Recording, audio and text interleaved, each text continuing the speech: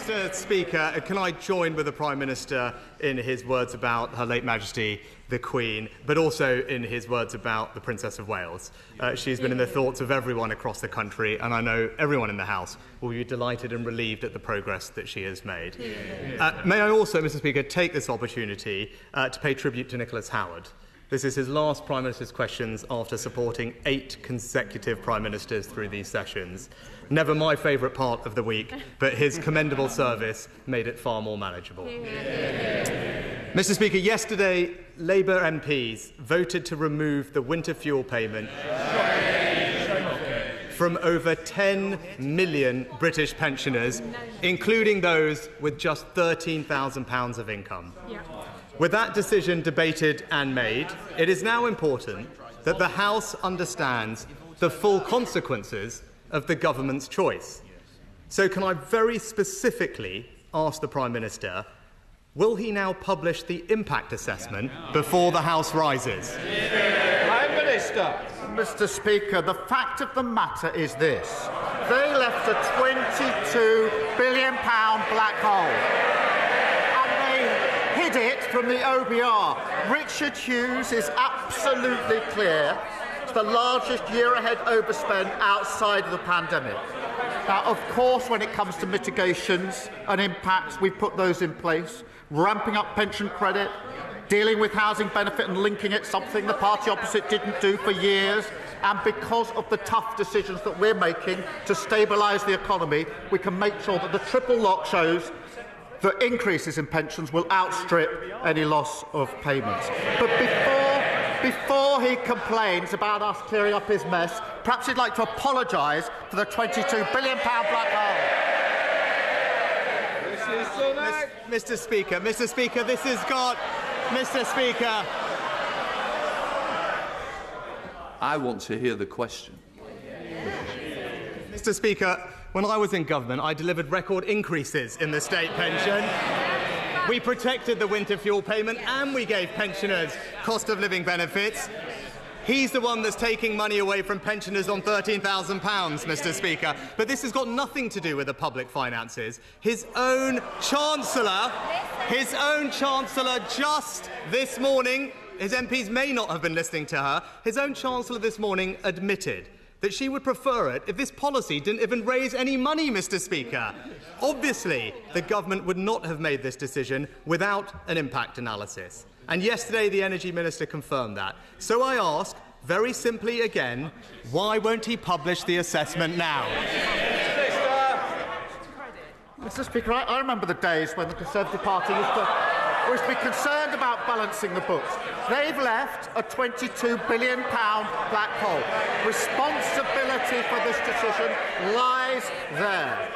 The only way to rebuild our country and invest in our public services and make sure everyone is better off is if we clear up their mess and deal with the £22 billion black hole. But, Mr. Speaker, last week we learned that the Shadow Housing Secretary was calling for means testing of winter fuel payments. Now it turns out that the Shadow Paymaster General agrees with her and even boasted about texting his own mother saying she didn't need the payment. Until he apologises for the mess they've created, he's no position to criticise the action that we're taking. Mr. Speaker, they're shouting now, but those arguments didn't even convince 50 of his own MPs, who suddenly found that they had urgent business elsewhere yesterday, Mr. Speaker. But we know why he's hiding the impact assessment. The Labour Party's own previous analysis claimed that this policy could cause 3,850 deaths. So are the numbers in his impact assessment higher or lower than that? Prime Minister. Mr. Speaker, we're taking this decision to stabilise the economy. That means we can commit to the triple lock. By committing to the triple lock, we can make sure that payments of state pension are higher and therefore there's more money in the pocket of pensioners, notwithstanding the tough action that we need to take. But he goes around pretending that everything's fine. That's the argument he tried in the election. And that's why he's sitting there and we are sitting here.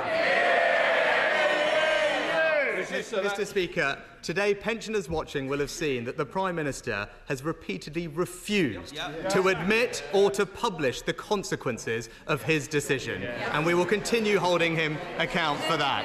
But changing topics, Mr. Speaker, today is Back British Farming Day, where we recognise that British farmers produce food that is higher quality, has higher welfare standards and higher environmental standards than imported food. And at a time of increasing global volatility, they are also crucial for our food security and national security. Can he therefore confirm, whether he will be adopting the NFU's recent proposal to enshrine a national food security target in law? Prime Minister.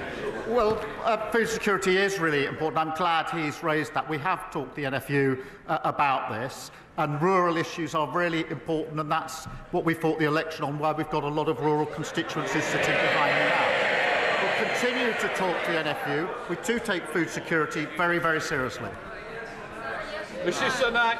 I'm not sure I did hear a specific answer, Mr. Speaker, but farmers also do great work to preserve the beauty of the British countryside, and something I'm sure that the Prime Minister will appreciate, given his newfound preference for landscapes over political portraiture. But when it comes to land use, there are currently protections in place to ensure that the most productive farmland is used for food production rather than alternatives like solar.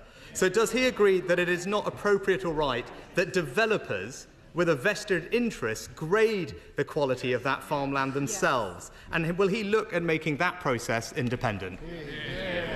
Prime Minister. Mr. Speaker, rural communities were neglected under the last government. Confidence was at an all-time low. And thousands of food and farming businesses have been forced out of business. Now, of course, we will work with them. Of course, we'll get the balance right. But we're again picking up, clearing up the mess and rebuilding our country. Mr. Speaker, as a glimpse, in Wales, the Labour government hammered farmers, hitting them with top-down eco-targets. And Labour's own assessment of those plans said that it would lead to thousands of job losses, less food security, and destroy rural incomes, while farmers described it as bleak and damaging. So can he reassure English farmers that he won't threaten their livelihoods, and can he rule out imposing those same top-down targets here? Prime Minister. We will work with farmers across the whole of the United Kingdom, as we've made clear, to support them. But here we are. Absolutely clear. No contrition, no responsibility for the economic black hole, the broken NHS, the prison crisis, the ruinous legacy of 14 years of failure. We've started rebuilding the country. Renters reform, house building, GB Energy, National Wealth Fund, Border Security Command, I could go on. Whilst they try to rewrite history, we're getting on with building a better country for the future.